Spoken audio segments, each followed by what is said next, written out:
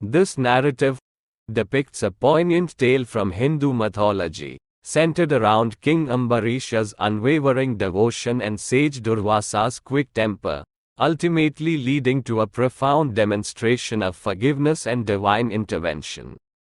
King Ambarish was a devoted servant of the Lord Vishnu, deeply engaged in spiritual practices alongside his queen.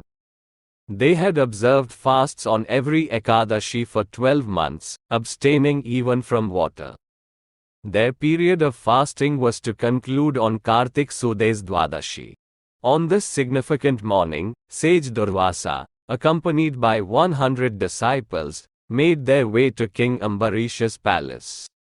Overwhelmed with happiness, Ambarish greeted them with utmost respect and hospitality. He expressed his fortune at their arrival on the very day his Ekadashi fast was ending and extended an invitation to them to partake in a meal at his palace. Durvasa accepted the invitation but mentioned they would first go to the river for a bath before returning to dine. Durvasa and his disciples, delighted by the sight of water, indulged in a lengthy bath in the river. Meanwhile, at the palace, the moment to officially end the fast was quickly approaching.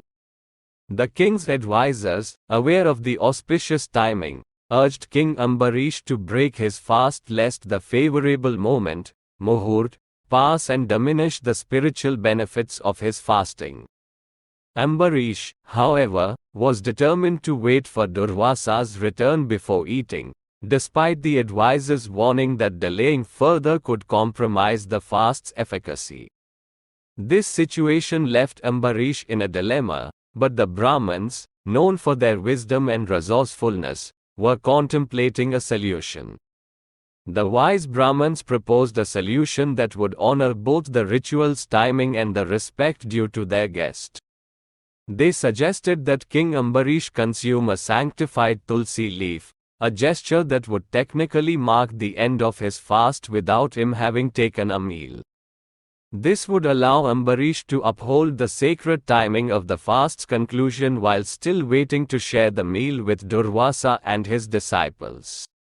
Following this advice, Ambarish placed a tulsi leaf in his mouth, thereby observing the ritual in both spirit and letter. However, at this precise moment, Durvasa and his disciples made their return. He found that Ambarish had ended his fast in what appeared to be their absence. Durvasa, who was known for his quick temper and not needing any reason to become angry, discovered this action. Durvasa's anger was immediate and fierce, as if it were a constant shadow that accompanied him at all times. He confronted Ambarish, accusing him of disrespecting his guests by breaking his fast before their return. Ambarish, you are known as a great devotee, yet you seem to have forgotten the proper way to treat your guests. Why would you eat alone without waiting for us? Durvasa exclaimed. In response, Ambarish approached Durvasa with humility and respect, touching the sage's feet in a gesture of apology. He explained his actions calmly, stating, "To honor the sacred timing of the muhurt, I placed a leaf of tulsi in my mouth, not to eat but to observe the ritual. The banquet remains untouched, and I have awaited your return so we might dine together." Ambarish's response highlighted his devotion and respect for both the sage and the rituals he observed, inviting Durvasa to join him in the meal that was prepared in their honor. Despite Ambarish's humble apology and explanation, Durvasa refused to be pacified. His wrath was uncontainable, and in a fit of anger, he cursed Ambarish, proclaiming that he would face severe consequences for his supposed insult. In a dramatic gesture, Durvasa plucked a hair from his own head and transformed it into a chakra, instructing it to attack King Ambarish. But Ambarish, ever the devout servant of the Lord, maintained his composure and stood with his hands joined in a gesture of humility and prayer. In response to Ambarish's devotion, the Lord intervened to protect his faithful devotee. he dispatched the Sudarshan Chakra, a powerful celestial weapon, to Ambarish's defense. The chakra, glowing with intense light and energy, instantly incinerated the chakra and then turned its focus towards Durvasa, who had invoked its wrath. Witnessing the unstoppable force of the Sudarshan Chakra and realizing the imminent danger he now faced, Durvasa was overtaken by fear. Desperate to escape the divine weapon's pursuit, he fled, shouting for mercy and protection, with the Sudarshan Chakra relentlessly pursuing him at every turn. In his frantic search for safety, Durvasa shouted, "Save me! Save me!" and sought refuge in Lord Shiva.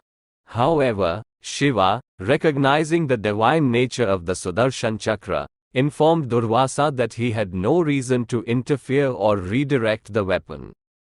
Then Durvasa sought refuge from Lord Brahma. Lord Brahma told Durvasa that he had insulted Vishnu and Vishnu devotee, hence he could not protect him.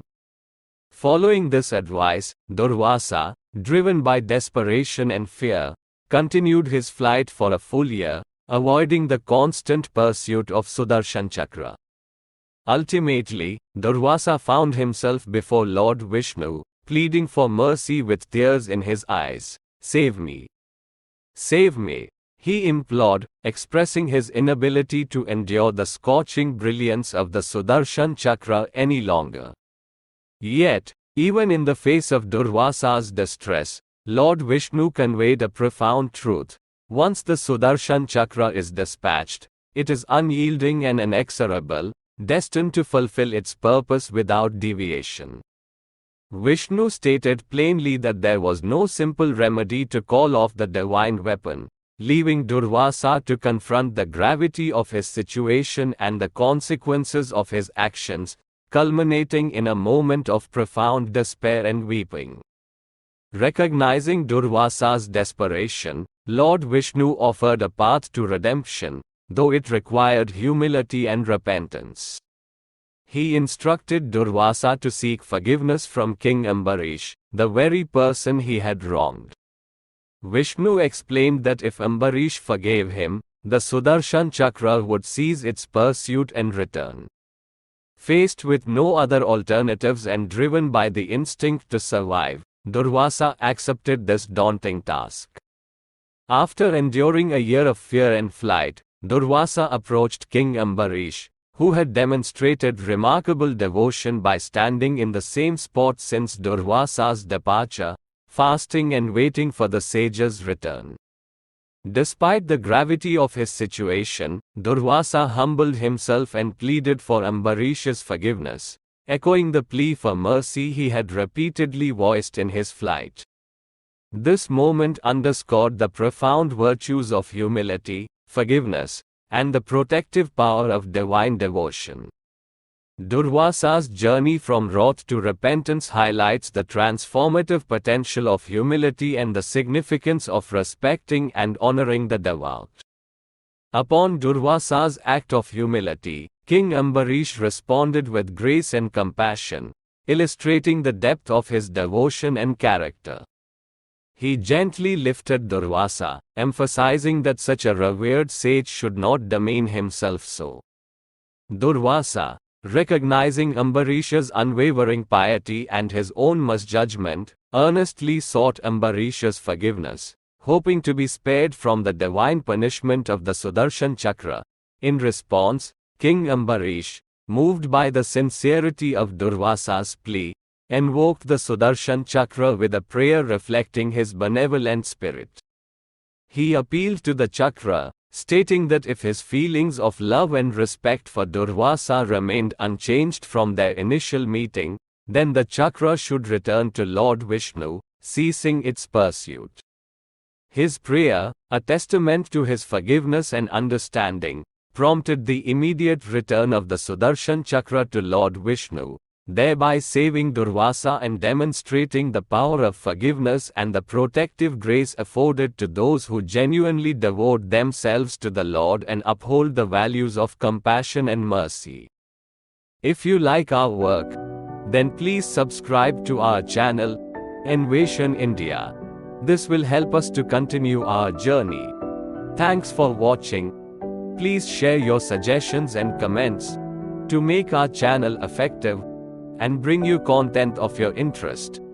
Very soon we will bring great stories of Lord Shiva in our channel. Stay tuned with us. Once again, thank you for your time.